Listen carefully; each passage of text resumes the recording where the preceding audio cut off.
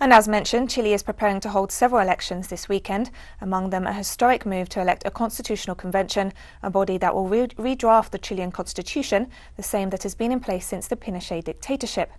To discuss this, we now welcome political analyst Felipe Ramírez. Felipe, thank you for joining us today. Hi, how are you? Good, thank you. Felipe, the fact that Chile will have a new constitution and that it will be drafted by a directly elected body is thanks to the Chilean people mobilising on the streets and demanding change. These were mobilisations that suffered heavy state repression, for which the Piñera government has yet to answer. At the same time, despite the historic significance of this move, there are reports of apathy and a lack of awareness regarding the process among voters in Chile.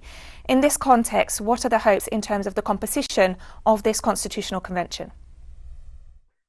Well, it's really difficult to advance a result for the elections because effectively we have an apathy in a very important sector of the mobilized people. There is a sentiment that some of the left-wing parties may approach too much to the center-left parties, and the people feels that their demands are left behind of the table. So we have now a big dispersion of the vote between different lists, and it's possible that we will have perhaps just 1/3 of the seats in the convention for the left and at least 1/3 for the right wing. We have also a lot of independent candidates, and it's a really question what is going to happen with them, because they don't have the support of parties, but it's possible that they will have an important support from the voters. So I think it's possible we have dispersion of the convention, and it's going to be a really difficult process. Felipe, there are 20,000 candidates standing for the Constitutional Convention and for the regional governor, mayor and council member elections. How are the traditional political forces of the country preparing for this vote? What old alliances are being reforged or new alliances are being drawn up, related a little to what you were saying there about the case of independent candidates as well as traditional parties participating? Well, I think the traditional parties, the left wing and center left, after the revolt in 2019, were really defeated. They were really struck by the manifestations, by the protesters. But I think after all this time, there is a revival of the old alliances.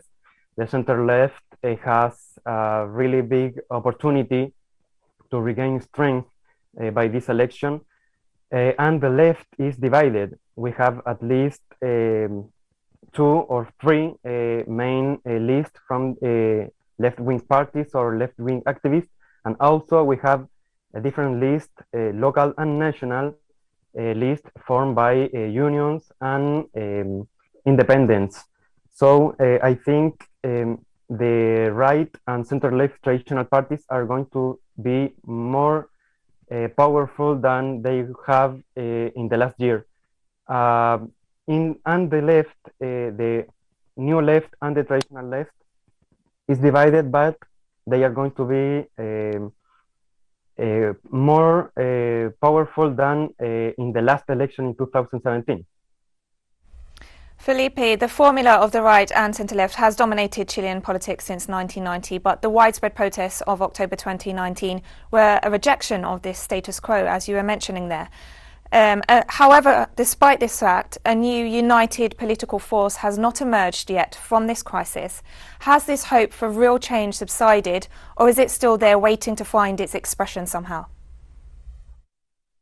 Yes, I think that there was a moment between the revolt in October 2019 and the agreement, the political agreement for this constitutional process, where we saw a really united front between the left-wing political parties and mass popular organizations.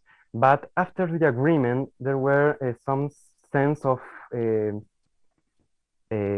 betrayed from the people, the unorganized people and mass organizations with the left-wing parties. So we now have perhaps three different groups: the traditional center-left, the new left who signed the agreement with the government for the constitutional process, and a traditional left and social movement who didn't sign the agreement, but they are going to participate now. The only chance we have to have an important influence in the convention is with a big agreement between all the left-wing parties and the mass organizations.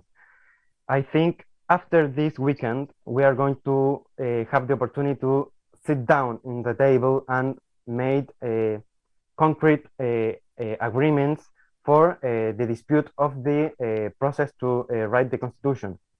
It's difficult. There are a lot of disagreements. There are a lot of wounds, but I think it is still possible because the mobilization was too strong, and the left-wing parties know that without the confidence of the people, they are not going to have the capacity to defeat the right wing in the presidential elections at the end of the year. Felipe, as you say there, also this election also has an impact on future elections. If this coalition, this agreement, as you say, between different left forces, mass forces in the country doesn't work out, can we expect Chileans to once again take to the streets? Yes, of course. I think all the structural problems of the Chilean society are still there, and perhaps the pandemic only aggravated this situation. The people is suffering a really big economic crisis. The jobs are losing, and so the people is in desperation. We don't know what's going to happen this weekend, and we don't know what's going to happen in the presidential elections, because also we have this new phenomenon, perhaps, of so-called populist candidates, and they can have something to say. This weekend, we have some candidates of this tendency for the metropolitan region in the governor position. So it's difficult to know because it's an unknown player in this situation. But it's possible, I think, to expect new mobilizations when the pandemic passed. Perhaps at the end of the year, or perhaps even before the future elections, the people is going to strike, going to demonstrations. Felipe Ramírez, political analyst, thank you so much for joining us today and for sharing your valuable insight into these major elections taking place in Chile this weekend. Thank you. Thanks to you.